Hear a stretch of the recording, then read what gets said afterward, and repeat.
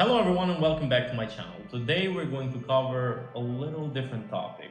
It is client acquisition or how to get clients in 2023. It is for everyone who start a business, is freelancing, or actually wants to get an online business. Whether you're just starting your business right now or like you're trying to expand your client base, this video is for all of you. I'm going to explain some tips and some strategies which will actually help you get new clients. The segment 1 of this video is to understand what client acquisition is. The idea of client acquisition is to target and find and actually get potential clients and convince them to buy or get your service or product before they get somebody else's.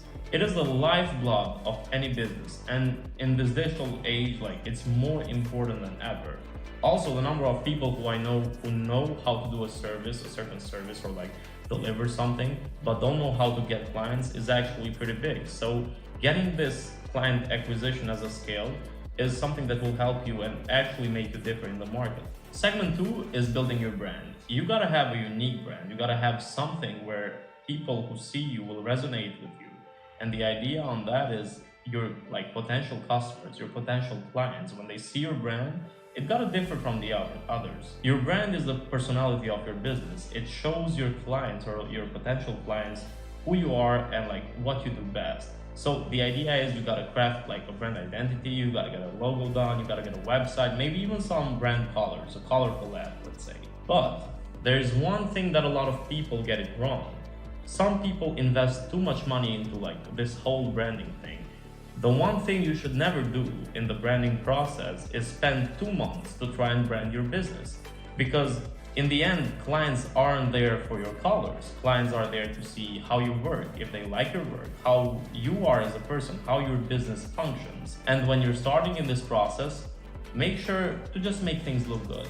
Design a logo, design the website, make some changes, make a name, but getting the name and the logo and the whole brand identity in the beginning is a process that should take you 2 days maximum. I would give that only 2 days.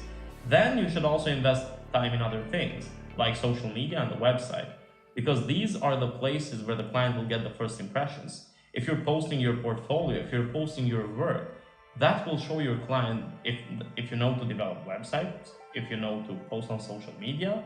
These are the skills that the client needs to see. Because one of the things a lot of people get it wrong is, hey, my clients will care a lot how I look or how my name is. But no, companies do not care about logos or names. Companies care if you do the work correctly. They won't say, hey, I'm working with a company called blah, blah, blah, blah, blah, blah. They will say, I'm working with these guys, they do this stuff good, they do this stuff good, and I have these for all that stuff. Number 3 is to identify your target clients. You gotta hop on a niche. You gotta know who your clients are. You gotta understand their needs, what their pains are, where you should pinch them in order to get the most out of them.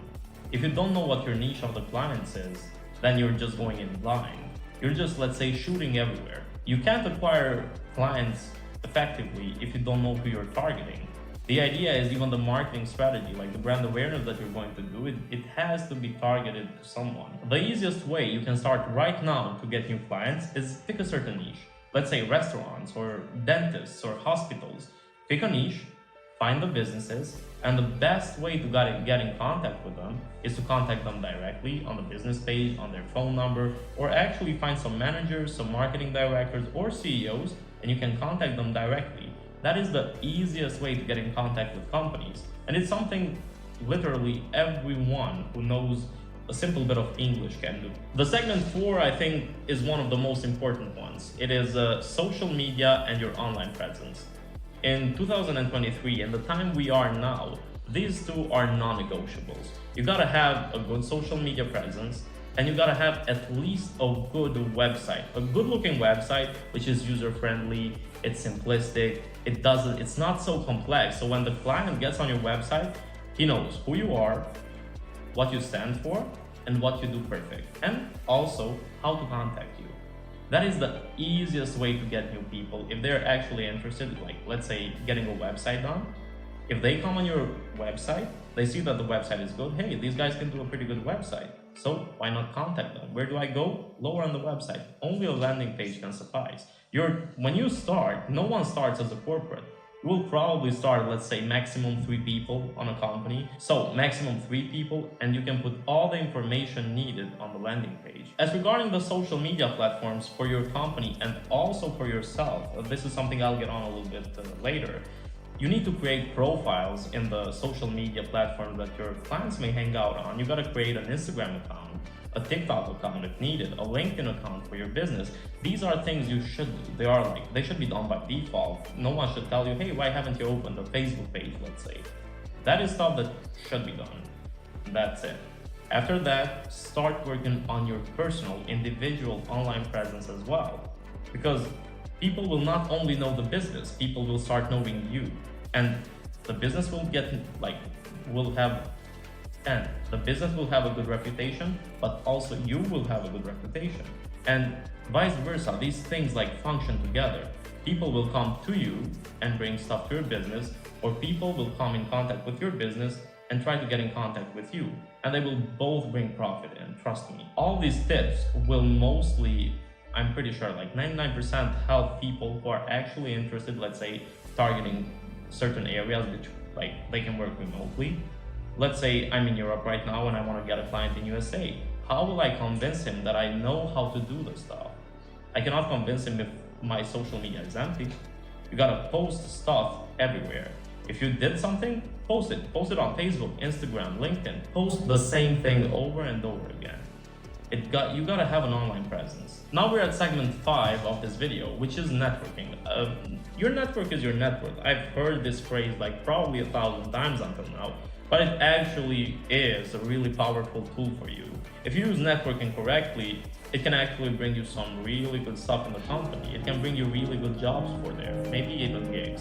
Because how can you do networking? You can start networking right now, even online. I'm not saying physically, even online, you can start contacting people who are good at their stuff. Say, hey, I just wanted to be linked with you. You can do that on LinkedIn. LinkedIn is the easiest way to get in contact with new people, and also people who are professionals in the industry.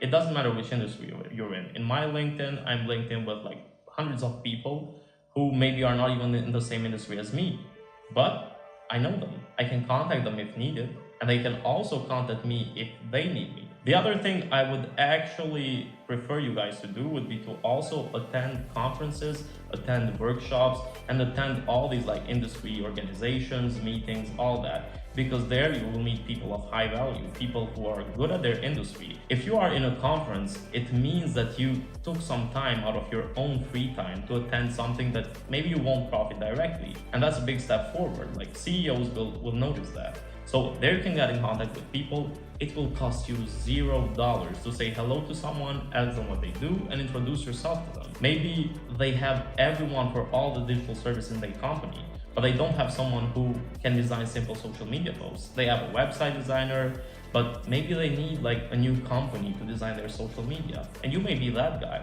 So even if you're not profiting directly from these workshops, from these meetings that you're going to attend, in the future, people will know what you do, and you will be always a point of reference to them. Maybe they won't even come to you directly, but if a friend asks them, they are going to refer them to you. Number 6 is content marketing. Content marketing is a game changer. You could do that before, but not on the scale you can do it now. You could earlier post videos on Instagram that you could showcase your work, but let's say 5-6 years ago, companies on social media, the online presence was really serious. No one was doing jokes, no one was trying to make content that would make other people laugh, because that would seem unserious. But right now, all the major companies have moved on to short-form content, like Binance, for example. You can take Binance's example or DistroKid's example. They are all making joke videos on social media, and that's getting them more exposure. You can also find other companies that need to get new people to work for them. They're hiring, but they cannot find the talent. So they do that through jokes on social media, and it costs them $0. Right now, you can use TikTok as an organic marketing tool, and it will actually help bringing you thousands of people in your online presence. Not only that, you could do videos, you could do posts, you could share infographics, you could share what you did this year, you could share finding stories, you could share everything on social media. Right now, content marketing, I think, is the best form of marketing you can do in 2023. Segment 7, and this is email marketing. It's something that I'm not very fond of, but I think that you have to do. It's just like exercise. You know that you should do it, but sometimes you don't actually like to do it, but you have to do it, something like that. So email marketing is really underestimated because it has really much power.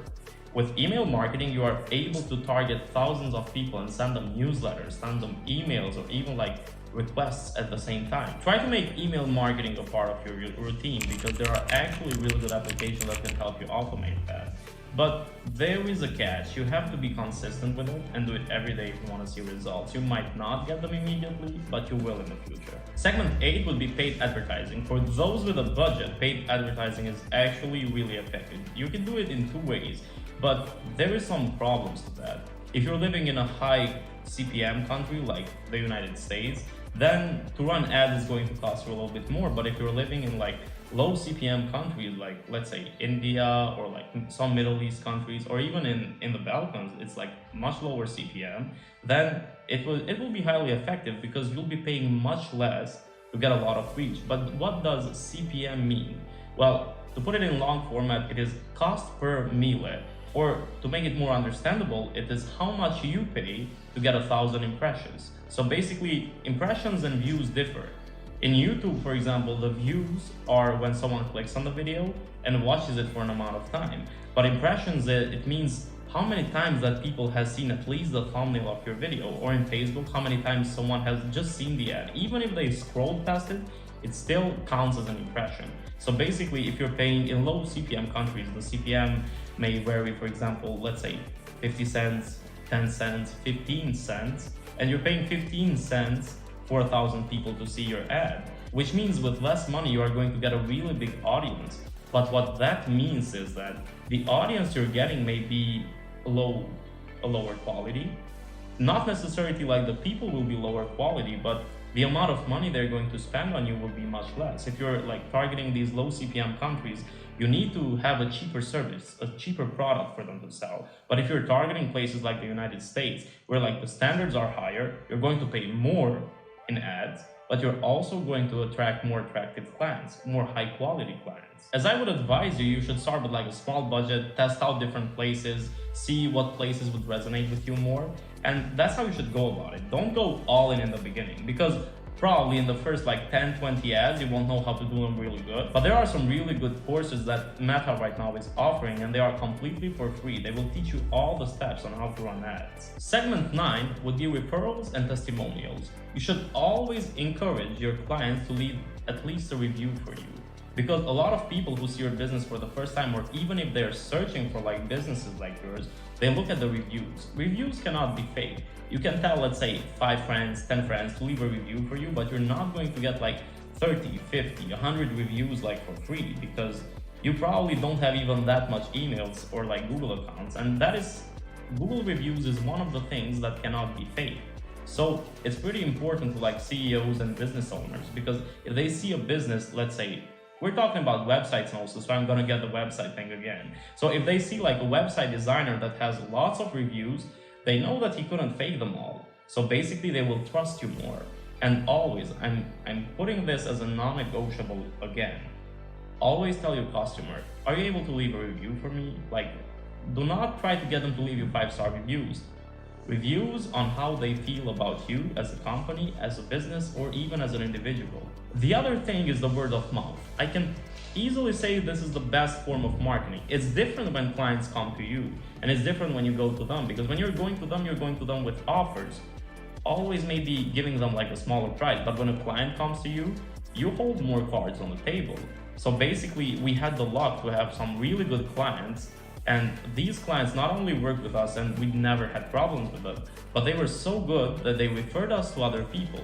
So basically people were coming from our clients and saying, hey, we heard about you, you were really good, can you do the same for me, can you do the same for the company? And that put us in a really good position where we were able to like negotiate with prices as well, but we were also able to have really good communication streamlining. And why this was a game changer for my business as well was because that allowed us to like focus more on delivery of the service rather than getting new clients. Because in the last 4 years, 3-4 years, We didn't even need to look to acquire new clients. Everyone was just coming to us. Segment 10, you gotta offer webinars and free workshops.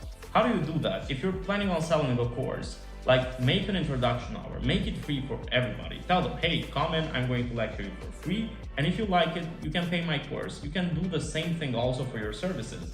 Build, let's say, 5, 6, 10 products, 10 prototypes that each one of them looks better than the other, and start marketing them. Tell them, hey, do you want to use this for free? Do you want to do that for free? We're offering this to you for free. The word free actually plays a big role because people don't have to pay anything and they have to earn everything. So with that, you can use these free workshops, free webinars to attract a really good customer base, because you are going to show them what you do effectively for free. And if they like what they do, they get signed to you as a client. Segment 11 is SEO and link optimization. What SEO means is search engine optimization. The idea for that is when someone searches a business like yours up, let's say a website designer, social media designer, something like that, you pop up first on Google. This sometimes may be a downside because usually Google refers, if I'm looking for a website company, it will refer me to the closest ones in my location. But when you have a really good SEO and you're also paying for Google ad keywords, that will also put you first in the rank. So sometimes it may help, it may not. But if someone searches you by your company name and your SEO is good, you pop up first on Google. And that actually really helps because someone may misspell it and they might be searching for some other one, and they find you and they come to you. That's actually a good thing. It's free marketing for everyone. And the best thing for SEO is to list your business in Google My Business. So basically what that is, it verifies if your business is real and it puts your location, some of your services, your logo, your website on it. And it gives you this knowledge panel that would actually really help you if you're looking to get new clients, because clients will know that your business is real. The final segment, which I think when you're established as a company or as a freelancer, is tracking and analytics. Why is that important is because you need to understand what your strong points are and what your weak points are. The idea is to eliminate the weak points from your system. So by getting data from your clients, by getting feedback from your clients, your customers, you will know what you're doing not so good, where you're wrong, what your mistakes are. And when you start to correct all of this stuff, you create this defense, which will help you with bigger, higher quality clients. Because let's say on clients that don't have so much money to spend, it doesn't matter that much. You may have the small space to do some mistakes, but when you're working with high-end companies like big corporates, there's no room for mistakes. So you gotta be perfect for them. And the only way for your company to be perfect and the service delivery to be perfect is if you know what your weaknesses are and what your mistakes are. So there you have it, how client acquisition works. But you have to remember, it's not a process that you can do it in a day. It's something that you have to be consistent on. You gotta learn how to talk, you gotta learn your soft skills, you gotta learn how to contact people. But this is, I think, the best guide to get clients in 2023. And I think it's a skill on itself. You can also start maybe working for some company as a sales rep, to get clients for them as well, or to do sales for them as well. But this is one of the best skills you can learn in 2023. I will also provide you with some practice in the future. But if you learn this skill, how you should learn it, I think you will also help you establish a really good business. If you learn this skill in the right way, your business won't have a big problem. You can start your own business today. It is one of the most needed skills in today's digital age. If you found this video helpful, please give a thumbs up, subscribe to the channel, and hit the notification bell like always. And yeah, this is Egji signing off.